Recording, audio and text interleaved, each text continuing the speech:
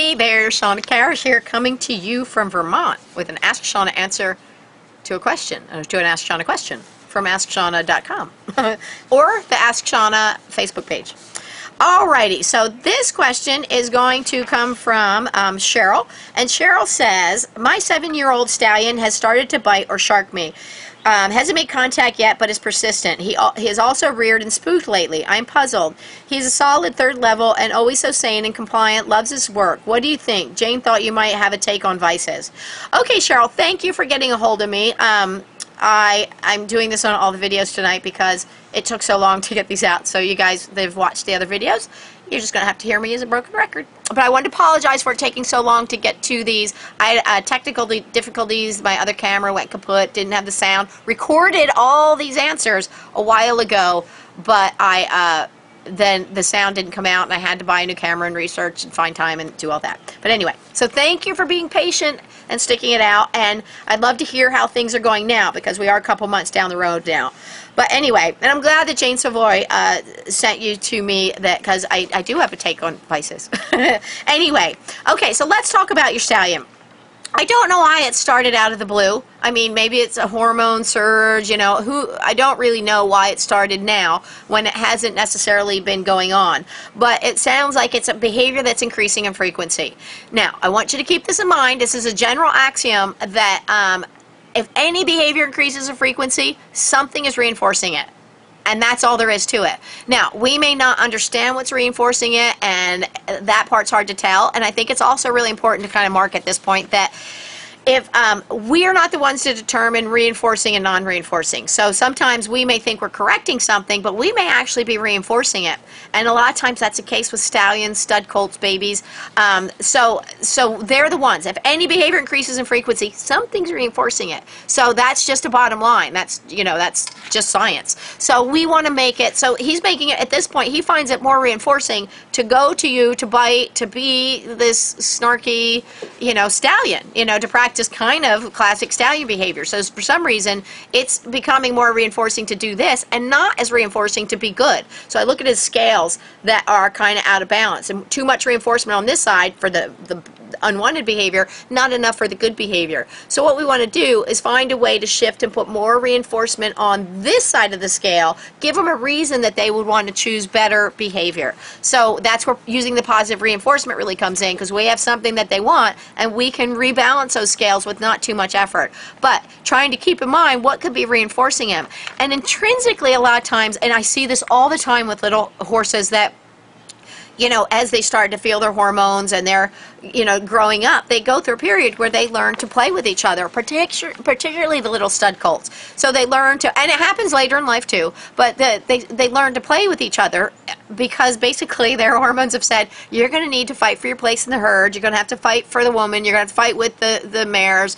And so they kind of have to get that skill build up. You know, they have to learn this skill. And so they learn, this is their play drive for a lot of these guys. So they start going out to each other, and if you watch horses play in the paddock, a lot of times they get snarky with each other and they play these little head and neck games, and that's part of them practicing for that skill. While it's play, it is how they get reinforced. Now, and stallions typically live by themselves, so they don't get the social interactions that they might get from the other horses. So essentially, a lot of times they come to us for that. And so, and then how we react to it, or how we've reacted to it as a young guy. So maybe even somewhere back in his past when he was really young, this happened with him. That a lot of times how people through traditional training tend to react to it is we want to correct them. And that's because that's the tools we've had on hand. So we want to correct them. Well, the best thing for behavior, as much as possible, is ignore unwanted behavior and draw attention to correct behavior. Because unintentionally, by doing things like the correcting them, we can actually be playing their sparring stallion game. All of a sudden, they're going, yay, you're going to play the game with me. I'm going to play it with my human. And they're treating us like they would maybe treat another horse they would play with, and we can't handle that. So it may not really be necessarily aggressive as much as it is just him feeling the hormones. Now, maybe another mare came around him that triggered something. Who knows what caused it?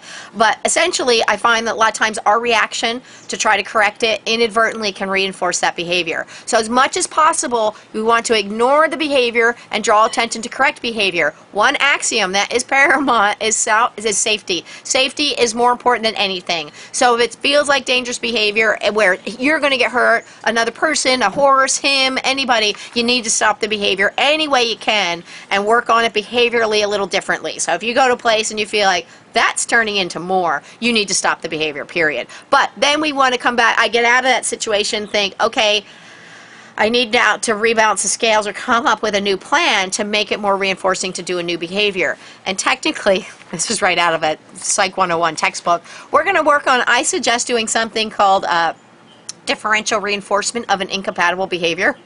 Sounds like a really big word, but it says pick something that's a more constructive behavior that he can't do both.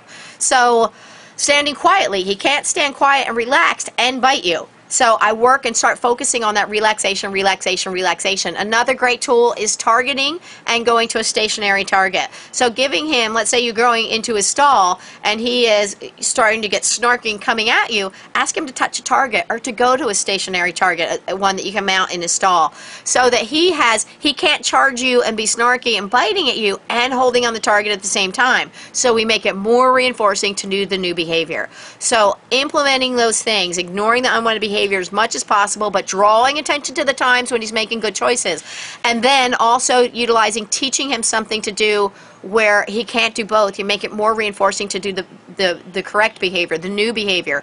And basically every choice they make, they're going to go to the choice for the one that has a stronger reinforcement history. So if we can create that and make that, that will be their new choice.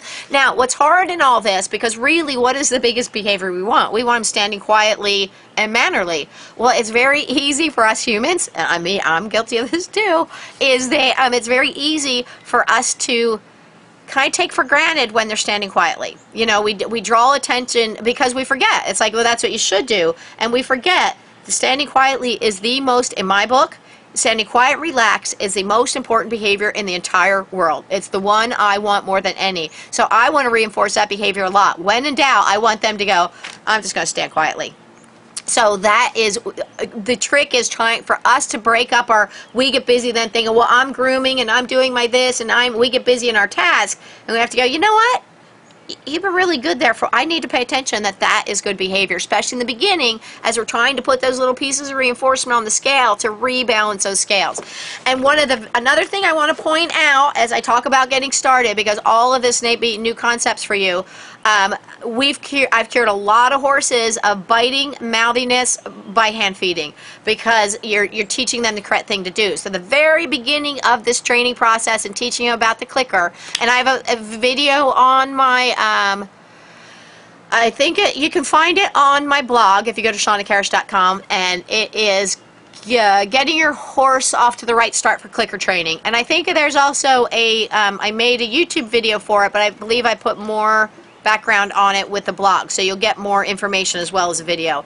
But that'll show you how to get started with this. But the very first behavior we're going to teach him to do is to turn his head away. So this is again going back to that differential reinforcement of incompatible behaviors. We teach him to turn his head away. He can't bite you and turn his head away. So we make turning his head away more reinforcing. Turning his head away more reinforcing. And that little video clip will show you how to do it. And pretty soon he thinks, what am I going to do? Am I going to bite? Or am I going to turn my head away? I'm going to turn my head away because that gets me what I want. And putting something in it that they value, that they truly value, it really is a game changer. Because what's in it for him not just to stand quietly? Not as much as we might think, but by putting something in that he values, we can really change those scales pretty quickly, and he will make that new choice for the one that has a stronger reinforcement history. Anyway, Cheryl, I hope this helped you out. I really appreciate your patience. I got my technical difficulties worked out. I'll get to the questions much quicker now. So I'd love to hear a progress report, hear where you are, how things are going, and I would love to help you from here on out, or if you have more information, or if your situation's changed. Anyway, so please don't hesitate to get a hold of me at AskShawna.com or my Ask Shawna Facebook page. Until next time, enjoy getting your horse on target. Bye-bye.